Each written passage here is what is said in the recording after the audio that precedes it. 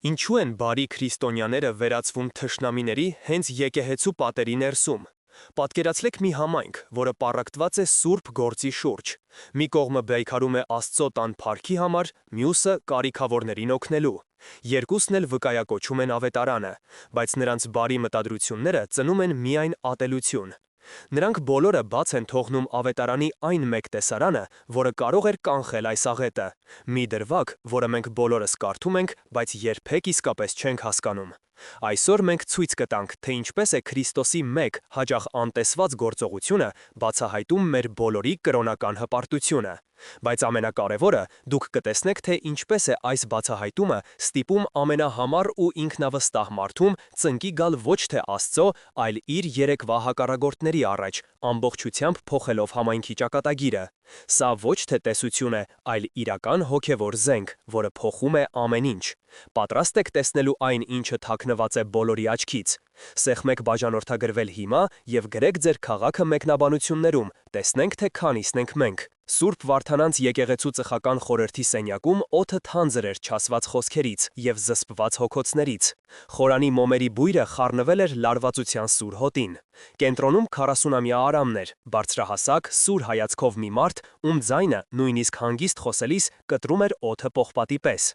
Նա երանդուն ծխական էր, մեկը նրանցից, ովքեր եկեղեցին իրենց երկրորդ տունն էին համարում։ Սակայն նրա երանդը հաճախ սահմանակից էր անզիջումությանը։ Հայր Սուրբ, մենք չենք կարող փողզիջման գնալ Աստծո տան փառքի հարցում, ասում էր նա, ձեռքի գրիչով թքթքացնելով սեղանին։ Եկեղեցու գմբեթը պետք է վերանորոգվի լավագույն նյութերով, իսկ սրբապատկերները պետք է պատվիրվեն ամենահմուտ վարպետներին։ Սա մեր զոհողությունն է առ Աստված, խնայողություններն այստեղ տեղին չեն։ Նրա դիմաց նստած էր 35-ամյա Անին։ Նրա աչքերում, որոնք ժամանակին փայլում էին հավատքի կրակով, հիմա հիասթափության ստվերն էր սողոսկել։ Եղբայր Արամ, բայց միթե Աստծուն ավելի հաճելի չի լինի, եթե այդ գումարի մի մասն ուղենք վերջերս մեր քաղաք տեղափոխված հայրենակիցների ընտանիքներին օգնելուն։ Նրանք տանիքի կարիք ունեն, իսկ մենք ոսկեզօծ գմբեթի մասին ենք վիճում։ Մեր սերը գործով չպետք է ցույց տանք։ Վեճը նոր չէր, ամիսներ շարունակ համայնքը պառակտվել էր, յուրաքանչյուր նախաձեռնություն, բարեգործական ճաշկերույթից մինչև կիրակնօրյա դպրոցի ծրագիր վերածվում էր մարտի դաշտի։ Կողմերն իրար մեղադրում էին հոգևոր անտարբերության կամ ընդհակառակը ցուցադրական բարեպաշտության մեջ։ Այս լարվածությունը քշում էր նորեկներին և հոգնեցնում հներին։ Այս ամենը լուռ դիտում էր համայնքի հովիվը, 50-ամյա հայր Տիգրանը։ Նրա իմաստուն աչքերում ցավ կար, բայց ոչ հուսահատություն։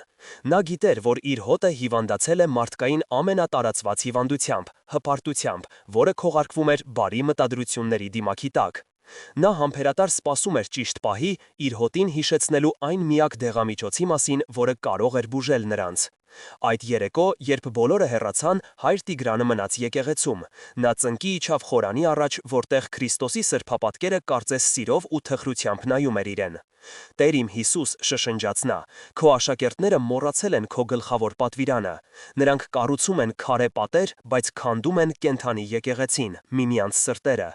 Իմաստություն տուր ինձ նրանց հիշեցնելու քո խոսքերի զորությունը։ Հաջորդ կիրակի հայր Տիգրանը բարձրացավ ամբիոն։ Եկեղեցին լեփ-լեցուն էր, բայց նստարանների շարքերում անտեսանելի սահմաններ էին գծված։ Արամն իր համախոսների հետ նստած էր աջ կողմում, իսկ Անին և մյուսները ձախ, նրանք նույնիսկ միմյանց չէին նայում։ Հայր Տիգրանը բացեց ավետարանը և հանդիսավոր ձայնով սկսեց կարդալ Հովհաննեսի ավետարանից։ Նոր պատվիրան եմ տալիս ձեզ, որ սիրեք միմյանց, ինչպես ես սիրեցի ձեզ, այնպես էլ դուք սիրեք միմյանց։ Նա մի պահ լռեց, թույլ տալով, որ խոսքերը ներծծվեն լարված լռության մեջ։ Սիրելի հավատացյալներ, սկսեց նա իր քարոզը, այս խոսքերը մեր Տերը չասաց անցողիկ զրույցի ժամանակ, սա նրա հրաժեշտի խոսքն էր, նրա կտակը։ Սա այն պահն էր, երբ Հիսուսն իր աշակերտներին թողնում էր ամենաթանկ բանը՝ իր սիրո օրինակը և պատվիրանը։ Սա պետք է դառնար քրիստոնյաների այցեքարտը աշխարհի համար։ Ոչ մեր եկեղեցիների շքեղությունը, ոչ մեր աստվածաբանական գիտելիքների խորությունը, այլ մեր սերը միմյանց հանդեպ պետք է վկայեր, թե ում ենք մենք պատկանում։ Արամը լսում էր և մտածում. իհարկե, սերը կարևոր է, բայց սերը նաև ճշմարտության մեջ է։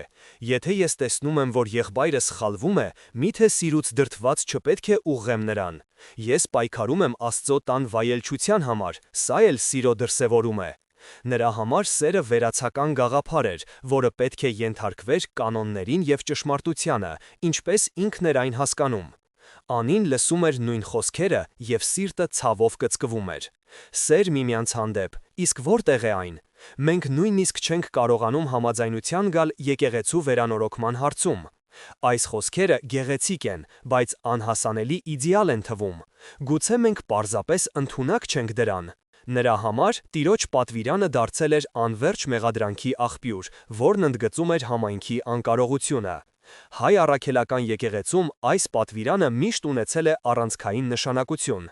Մեր սուրբ հայրերը, Գրիգոր Տաթևացուց մինչև Նարեկացի, իրենց ուսմունքներում շեշտել են, որ առանց գործնական սիրո հավատքը մեռած է։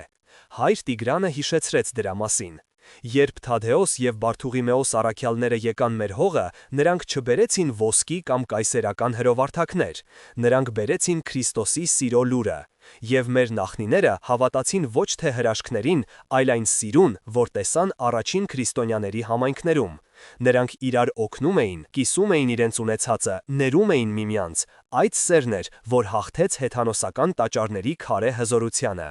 Քարոզից հետո մարդիկ ցրվեցին։ Արամն ու Անին, ինչպես միշտ, խուսափեցին միմյանց հայացքներից։ Տիրոջ խոսքերը հնչել էին, բայց նրանց սրտերի քարե պատերը դեռ անխորտակելի էին թվում։ Նրանք լսել էին պատվիրանը, բայց դեռ չէին հասկացել դրա խորհուրդը։ Քարոզից հետո անցավ մեկ շաբաթ, բայց համայնքում ոչինչ չփոխվեց, ընդհակառակը, լարվածությունն ավելի խորացավ։ Արամի գլխավորած խումբը, ոգեշնչված Աստծո տան փառքը վերականգնելու գաղափարով, առանց ցխական խորհրդի ընդհանուր համաձայնության, հրավիրել էր մի ճարտարապետի նախահաշիվ կազմելու համար։ Այս քայլը մյուսների կողմից ընկալվեց որպես բացահայտ անհարգալից վերաբերմունք և պառակտումը խորացնելու փորձ։ Սա անթույլատրելի է, նրանք մեզ մարդու տեղ չեն դնում, վրդովված ասում էր մի տարեց կին Անիին եկեղեցու բակում։ Մենք էլ այս համայնքի անդամ ենք, մեր կարծիքը ինչու պետք է անտեսվի։ Անին, ում սիրտը ծանրացած էր այս ամենից, փորձեց իրավիճակը հարթել մարդկային տրամաբանությամբ։ Նա մի քանի կանանց հետ միասին կազմակերպեց հանգանակություն, կարիքավոր ընտանիքներին օգնելու համար։ Նրանք կարծում էին, որ եթե իրենց բարի գործը ցույց տան, մյուսները կհասկանան, թե որն է իրական առաջնահերթությունը։ Սակայն այս քայլն էլ Արամի կողմնակիցների կողմից մեկնաբանվեց որպես մրցակցություն։ Տեսնում եք, ասում էր Արամն իր ընկերներին, նրանք ուզում են ցույց տալ, թե իրենք ավելի բարեպաշտ են, նրանք փորձում են մեր նախաձեռնությունը ստվերել իրենց ողորմությամբ։ Երկու կողմերն էլ համոզված էին իրենց ճշմարտացիության մեջ և երկուսն էլ իրենց գործողություններն արդարացնում էին քրիստոնեական սկզբունքներով։ Մի կողմը պայքարում էր Աստծո փառքի համար, մյուսը մերձավորի հանդեպ սիրո,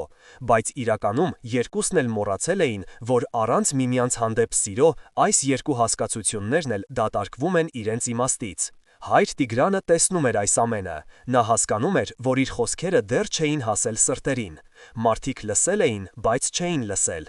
Նա որոշեց դիմել այլ մարտավարության։ Հաջորդ ցխական խորհրդի ժողովին, երբ վեճը կրկին թեժացավ, նա չփորձեց հանգստացնել կրքերը։ Փոխարենը նա սեղանին դրեց մի հին կաշեկազմ ավետարան։ Եղբայրներ, քույրեր, ասաց նա հանգիստ, բայց հաստատուն ձայնով, ես առաջարկում եմ մեկ շաբաթով դադարեցնել բոլոր քննարկումները վերանորոգման և բարեգործության շուրջ, բոլոր նախաձեռնությունները սարեցնենք։ Փոխարենը, ես խնդրում եմ ձեզանից յուրաքանչյուրին ամեն օր տանը կարդալ մեկ գլուխ Հովհաննեսի ավետարանից, սկսած 13-րդ գլխից, որտեղ Տերը տալիս է իր նոր պատվիրանը։ Եկեք ոչ թե վիճենք, այլ միասին աղոթենք և խնդրենք Սուրբ Հոգուն, բացելու մեր մտքի աչքերը և հասկանալու, թե ինչ է Տերը պահանջում մեզանից։ Մեկ շաբաթից կհանդիպենք և կկիսվենք ոչ թե մեր կարծիքներով, այլ նրանով, թե ինչ է Աստված խոսել մեր սրտերի հետ։ Սենյակում լռություն տիրեց, առաջարկն անսպասելի էր, մարդիկ սովոր էին պայքարել իրենց տեսակետի համար, ոչ թե լռել ու լսել Աստծուն։ Ոմանք սա համարեցին ժամանակի կորուստ, մյուսները խնդրից խուսափելու միջոց, բայց հայր Տիգրանի հայացքի մեջ այնքան իմաստություն և հայրական հոգատարություն կար, որ ոչ ոք չհամարձակվեց առարկել։ Նրանք դժկամությամբ համաձայնեցին։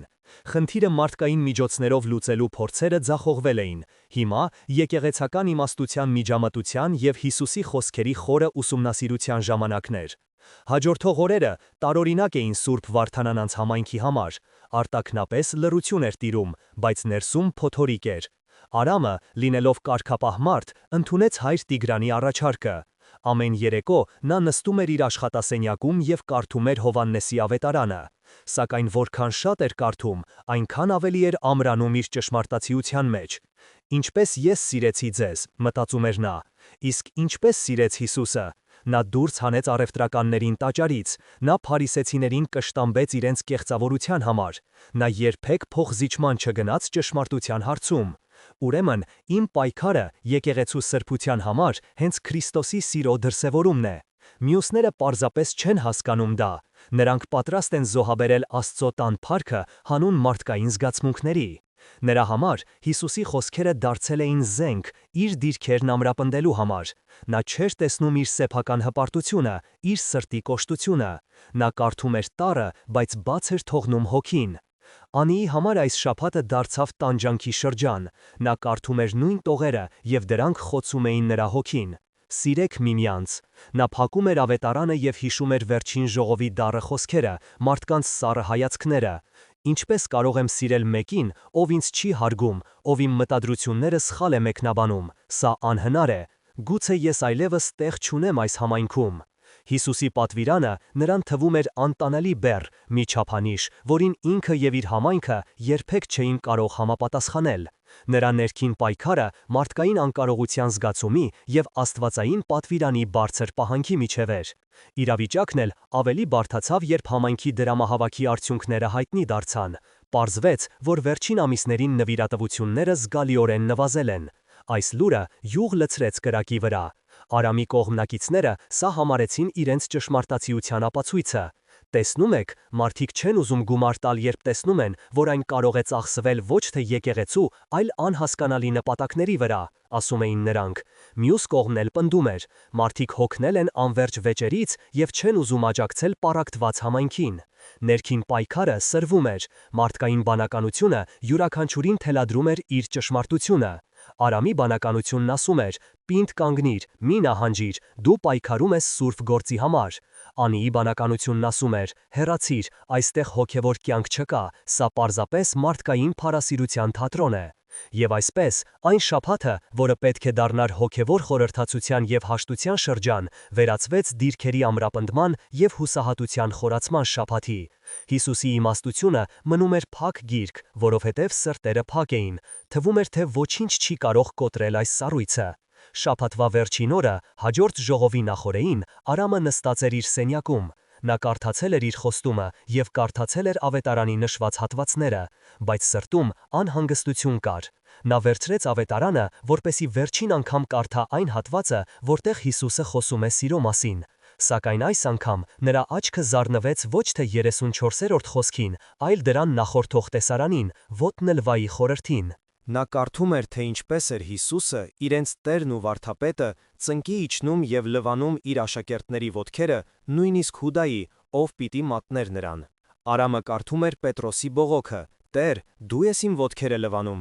Եվ Հիսուսի պատասխանը. «Եթե ես, Տերս ու Վարդապետս, ձեր ոտքերը լվացի, դուք էլ պարտավոր եք միմյանց ոտքերը լվանալ»։ Այդ պահին Արամի ներսում ինչ-որ բան կոտրվեց։ Կայծակնային մի լուսավորում խոցեց նրա հպարտության զրահը։ Նա հանկարծ հասկացավ. Հիսուսի սերը ոչ թե վերևից ներքև ուղղված, ճշմարտությունը թելադրող սեր էր, այլ խոնարհվող, ծառայող, մյուսի կարիքն իրենից վեր դասող սեր։ Ոտնելվան սիրո գործնական դրսևորումն էր, և դրանից անմիջապես հետո էր Հիսուսն ասում. «Սիրեք միմյանց, ինչպես ես ձեզ սիրեցի»։ Ինչպես, շշնջաց Արամը սարսափով, նա նկատի ուներ այսպես սիրել, խոնարհությամբ, ծառայելով, ներելով նույնիսկ նրան, ով քեզ դավաճանում է։ Իսկ ես ինչ էի անում, ես ոտքեր լվանալու փոխարեն կանգնել էի ամբիոնին և դատում էի բոլորին։ Ես պայքարում էի քարե գմբեթի համար, մոռանալով, որ իսկական եկեղեցին մարդկանց սրտերն են, որոնք ես իմ կոշտությամբ վիրավորում էի։ Տեր, ների՛ր ինձ։ Արցունքները խեղդեցին նրան։ Տարիներ շարունակ կուտակված ինքնաարդարացումն ու հպարտությունը հալվում էին Աստծո խոսքի լույսի ներքո։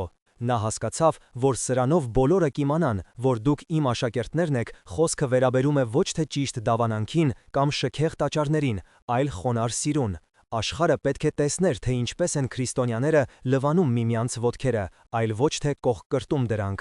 Այս հասկացողությունն ամբողջությամբ փոխեց նրա ընկալումը։ Վեճը եկեղեցու վերանորոգման շուրջ հանկարծ այնքան մանր ու անիմաստ թվաց։ Գլխավորը պարտվել էր։ Կենթանի եկեղեցին, Քրիստոսի մարմինը, պառակտված էր, եւ մեղքի իր բաժինն ուներ նա։ Այդ գիշեր Արամը ծնկաչող աղոթեց այնպես, ինչպես երբեք չէր աղոթել։ Նա չէր խնդրում հաղթանակ իր ճշմարտության համար, նա խնդրում էր ներում իր կուրության համար եւ ուժ վաղը վարվելու այնպես, ինչպես կվարվեր իր Տերը։ Նա ստացել էր իր կյանքի ամենամեծ հոգևոր հասկացողությունը Քրիստոսի իմաստությունից։ Ճանապարհը դեպի հաշտություն բացված էր, բայց այն սկսվում էր սեփական խաչելությունից։ Հաջորդ օրը ծխական խորհրդի սենյակում կրկին լարված լռություն էր։ Բոլորը սպասում էին, թե ով է արձակելու առաջին կրակոցը։ Հայր Տիգրանը աղոթքով սկսեց ժողովը եւ ապա դիմեց ներկաներին։ Մեկ շաբաթ մենք լռեցինք, խնդրում եմ կիսվեք, թե ինչ բացահայտեց Աստված ձեզանից յուրաքանչյուրի համար։ Բոլորի հայացքներն ուղղվեցին դեպի Արամը։ Նրանք սպասում էին, որ նա կրկին կներկայացնի իր փաստարկները, այս անգամ ամրապնդված ավետարանից մեջբերումներով։ Սակայն Արամը դանդաղորեն բարձրացավ, եւ նրա դեմքին ոչ թե մարտական, այլ խաղաղ ու զղջացող արտահայտություն էր։ Նա հանկարծ դասխած ձայնով, որը զուրկ էր նախկին մետաղական երանգից. «Ես ուզում եմ ներողություն խնդրել ձեզանից յուրաքանչյուրից։ Այս ամիսների ընթացքում ես այնքան տարված էի քարե եկեղեցու շինարարությամբ, որ քանդում էի կենթանի եկեղեցին։ Ես խոսում էի ճշմարտության մասին, բայց մոռացել էի սիրո մասին։ Ես կարծում էի, թե ծառայում եմ Աստծուն, բայց իրականում ծառայում էի իմ հպարտությանը։ Ես սխալ էի»։ Նա շարունակեց. «Տերը ինձ ցույց տվեց, որ իր աշակերտը լինելու նշանը ոչ թե ճիշտը լինելն է, այլ միմյանց ոտքերը լվանալը։ Ես ձեր ոտքերը չլվացի, ընդհակառակը, վիրավորեցի ձեզ իմ խոսքերով եւ գործերով, խնդրում եմ ներեցեք ինձ»։ Սենյակում տիրեց խուլ լռություն։ Մարդիկ ապշած էին։ Ոմանց աչքերում անվստահություն կար։ Միթե սա հերթական մարտավարական քայլն է,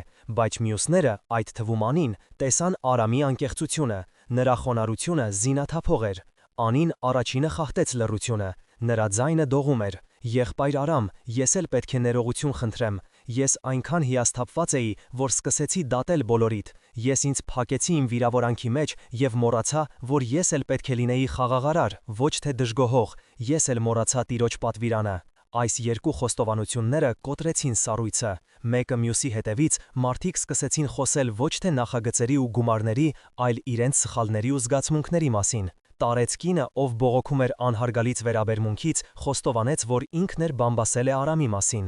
Մեկ այլ տղամարդ ընդունեց, որ ֆինանսական հարցերը դիտավորյալ է բարդացրել, մյուս կողմին դժվար դրության մեջ տնելու համար։ Իհարկե, ոչ բոլորն ընդունեցին այս փոփոխությունը։ Մի քանի հոգի լուռ նստած էին, թերիահավատորեն դիտելով այս զգացմունքային տեսարանը։ Նրանց համար սա թուլության նշան էր։ Նրանք դեռ համոզված էին, որ սկզբունքներն ավելի կարևոր են, քան հարաբերությունները։ Համայնքի ներսում սկսեցին ձևավորվել ոչ թե թշնամական, այլ տարբեր հոգևոր հասունության խմբեր։ Նրանք, ովքեր պատրաստ էին ընդունել Քրիստոսի խոնարհության ճանապարհը, եւ նրանք, ովքեր դեռ կառչած էին իրենց մարդկային ճշմարտություններից։ Հայր Տիգրանը նայում էր իր հոտին, եւ նրա սիրտը լցվում էր երախտագիտությամբ։ Սերմը ցանվել էր, այն դեռ պետք է աճեր եւ պտուղ տար, բայց ամենակարևորը հողը փափկել էր զղջման արդյունքներով։ Կյանքի նկատմամբ հարաբերությունների եւ մոտեցումների վերանայումը սկսվել էր։ Հաջորդ ժողովը նվիրված էր ոչ թե վեճերին, այլ գործնական քայլերին։ Արամը, հասկանալով, որ խոսքերը պետք է ամրապնդվեն գործով, առաջինը հանդես եկավ առաջարկով. «Հայր Սուրբ, եղբայրներ, քույրեր», ասաց նա, «ես առաջարկում եմ միավորել մեր երկու նախաձեռնությունները։ Եկեք իրականացնենք եկեղեցու վերանորոգում, բայց ոչ թե շքեղ ու ծախսատար, այլ անհրաժեշտ եւ համեստ։ Եվ եկեք դա անենք մեր սեփական ուժերով։ Մեր մեջ կան շինարարներ, ներկարարներ, վարպետներ։ Թող սա լինի ոչ թե պայմանագրային աշխատանք, այլ մեր համատեղ ծառայությունը, մեր շաբաթօրյակը, իբարս Աստծո։ Իսկ այն գումարը, որը կխնայենք, ամբողջությամբ ուղղենք մեր կարիքավոր հայրենակիցներին օգնելու համար ստեղծված հիմնադրամ ստեղծելուն»։ Այս առաջարկը ծնված էր ոչ թե փոխզիջունից, այլ նոր, ավելի բարձր տեսլականից, որտեղ Աստծո տան վայելչությունը եւ մերձավորի սերը ոչ թե հակասում, այլ լրացնում էին միմյանց։ Անին ոգեշնչված նայեց Արամին։ Նա տեսնում էր ոչ թե իր նախկին հակառակորդին, այլ Քրիստոսի մեջ եղբորը։ Նա անմիջապես աջակցեց առաջարկին եւ իր հերթին հավելեց. «Եվ եկեք այս հիմնադրամի կառավարումը վստահենք մի խորհրդի, որի կազմում կլինեն երկու կողմերի ներկայացուցիչները։ Թող սա լինի մեր միասնության առաջին գործնական քայլը»։ Հաջորդ շաբաթ եկեղեցու բակը վերածվեց շինհրապարակի։ Արամը, որը նախկինում միայն հրամաններ էր տալիս, հիմա սովորական բանվորի պես կրում էր ներկի դույլերը։ Նա աշխատում էր կողք կողքի այն մարդկանց հետ, ում հետ մինչև վերջերս թշնամաբար էր տրամադրված։ Աշխատանքի ընթացքում նրանք սկսեցին խոսել, կատակել, կիսվել իրենց հոգսերով։ Պարզվեց, որ նրանք շոտ ավելի շատ ընդհանրություններ ունեն, քան տարբերություններ։ Անին կազմակերպել էր կանանց, որոնք ճաշ էին պատրաստում աշխատողների համար։ Նրանք միասին աղոթում էին, երգում էին շարականներ։ Այն մթնոլորտը, որը տիրում էր եկեղեցում, վաղուց մոռացված էր։ Սա այլևս պարտականությունների կատարում չէր, այլ ուրախ ծառայություն։ Համատեղ աշխատանքը դարձավ լավագույն դեղամիջոցը։ Մարդիկ սկսեցին տեսնել ոչ թե միմյանց թերությունները, այլ արժանինքները։ Նրանք սովորում էին ներել, զիջել եւ ամենակարևորը՝ սիրել ոչ թե խոսքով, այլ գործով։ Հիսուսի խորհրդի կիրառումը սկսել էր իր բուժիչ ազդեցությունը։ Մի քանի ամիս անց Սուրբ Վարդանանց եկեղեցին փոխակերպվել էր։ Պատերը թարմ ներկված էին, նստարանները նորոգված, բայց ամենակարևոր փոփոխությունը ոչ թե քարի, այլ սրտերի մեջ էր։ Համայնքը վերագտել էր իր միասնությունը։ Մի կիրակի պատարագից հետո եկեղեցու բակում տոնական եռուզեռ էր։ Համայնքը նշում էր վերանորոգման ավարտը եւ միևնույն ժամանակ հանգանակություն էր կազմակերպել կարիքավոր ընտանիքների համար ստեղծված հիմնադրամի համար։ Արամն ու Անին կանգնած էին կողք կողքի, ոչ թե որպես հակառակորդներ, այլ որպես համախոհներ, եւ ընդունում էին նվիրատվությունները։ Նրանց դեմքերին խաղաղություն էր, նրանք գտել էին այն ճանապարհը, որտեղ Աստծո փառքն ու մերձավորի սերը չեն բաժանվում։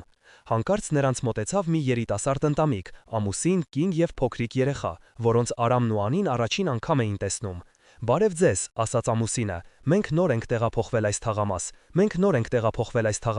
Մի քանի ամիս առաջ մտանք այս եկեղեցին, բայց այնպիսի լարված մթնոլորտ էր, որ այլևս չվերադարձանք, սակայն վերջերս մեր հարևաններից լսեցինք, որ այստեղ ամեն ինչ փոխվել է, եւ մենք որոշեցինք եւս մեկ անգամ փորձել»։ Այսօր պատարագի ժամանակ այնպիսի սեր ու ջերմություն զգացինք, որ ուզում ենք դառնալ այս համայնքի մի մասը։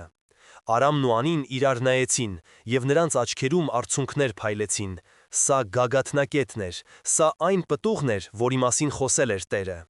Նրանց համայնքը վերջապես դարձել էր այն, ինչ պետք է լիներ՝ սիրո մի վկայություն, որը գրավում է մարդկանց դեպի Քրիստոս։ Նրանք հասկացել էին, որ ճշմարիտ եկեղեցին կառուցվում է ոչ թե քարից ու ոսկուց, այլ խոնարհությամբ, ներողամտությամբ եւ գործուն սիրով։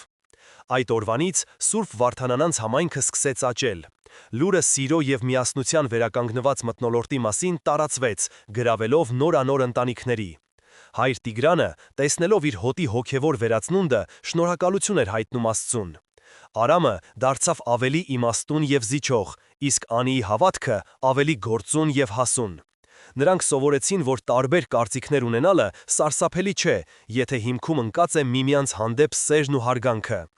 Սիրելի եղբայրներ եւ քույրեր, այս պատմությունը մեզ հիշեցնում է Հիսուսի ամենակարևոր պատվիրանի մասին։ Մեր համայնքները, մեր ընտանիքները եւ մեր ազգը կարող են բարգավաճել միայն այն դեպքում, եթե մեր հարաբերությունների հիմքում դնենք Քրիստոսի սերը։ Սերը այն հիմքն է, որի վրա կառուցվում է ճշմարիտ եկեղեցին։ Կիսվեք, թե ինչպես կկիրառեիք Հիսուսի այս խորհուրդը ձեր կյանքում, երբ բախվում եք տարաձայնությունների։ Ինչպես կարող ենք մեր համայնքները դարձնել սիրո եւ միասնության վկայություն աշխարհի համար։ Թող Տերը բոլորիս օրհնի